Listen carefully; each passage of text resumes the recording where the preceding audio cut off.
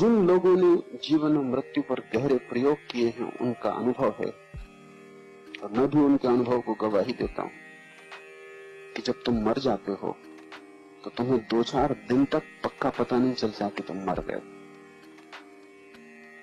आमतौर से 3 दिन लग जाते तुम्हें पता चलने में कि तुम मर गए, क्योंकि मृत्यु घटती है बेहोशी में, शरीर छूट जाता है बाहर का, लेकिन ठीक शरीर की आकृति का एक भीतरी शरीर है तुम्हारा मनो शरीर, वो तुम्हारे साथ रहता है। 3 दिन लग जाते कम से कम, ज्यादा भी लग जाते, तब धीरे धीरे तुम्हें समझ में आना शुरू होता है कि तुम मर गए। अन्यथा तुम भटकते हो अपने घर के आसपास, अपने मित्रों के पास, पत्नी बच्चों के पास। 3 दिन तक आत्मा आसपास भ्रमण करती है, हैरान होती है कि मामला क्या हो गया, कोई मुझे देखता नहीं, कोई पहचानता नहीं। तुम द्वार पर खड़े हो और तुम्हारी पत्नी रोती निकल जाती,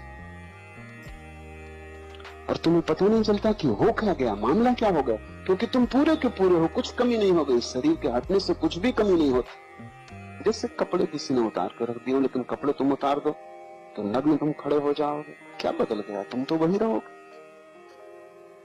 और फिर इससे भी सूक्ष्म शरीर तुम्हारे साथ रहता है, यही आकार, यही प्रतीति, समय लग जाता है। मर के एकदम से तुम्हें पता नहीं चलेगा कि तुम मर गए। तिब्बत में बारदो नाम की प्रक्रिया है। मरते हुए आदमी को बौद्ध भिक्षु बारदो की प्रक्रिया करवाते हैं। जब वो मर रहा होता है तब वो उसे सब सुझाव देते हैं कि देख, अब तेरा शरीर छूट रहा, अब तू स्मरण से भर कि तेरा शरीर छूट रहा, अब ये देह हट जाएगी, तू स्मरण कर, तू होश पूर्वक मर कि अब तेरे साथ जो देह है वो देह भौतिक देह नहीं, सूक्ष्म देह है। अब तूने शरीर छोड़ दिया, अब तेरे सामने विकल्प है कि तू किस तरह के गर्भ को ग्रहण करे।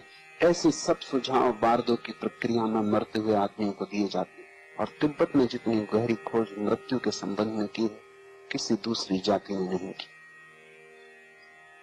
आदमी मर रहा है और भिक्षु ये सुझाव दे रहा है। आखिरी क्षण तक जब शरीर छूट रहा है तब तक वो सुन रहा है भिक्षु।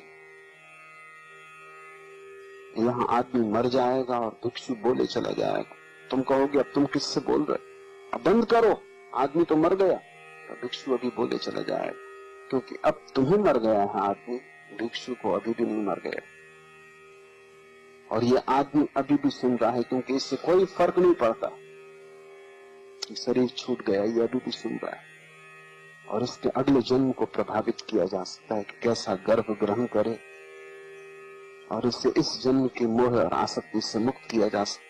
और इन क्षणों में इस आदमी को पूरी याद दिलाई जा सकती है कि तू शरीर नहीं है, जो कि और किसी क्षण में याद दिलाना बहुत कठिन, क्योंकि अब ये पाएगा कि मैं हूं और शरीर अलग पड़ा है।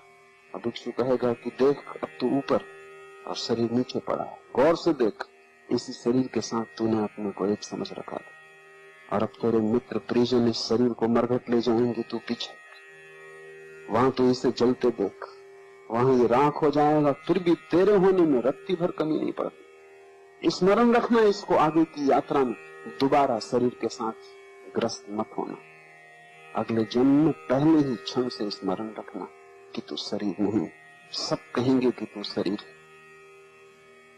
लेकिन तू अपनी स्मृति को मत खोना। तू अपनी स्मृति को उनके सुझाव से ढकने मत देना। काश तुम लोगों के सुझाव फेंक सको तो आत्मज्ञान बहुत दूर नहीं।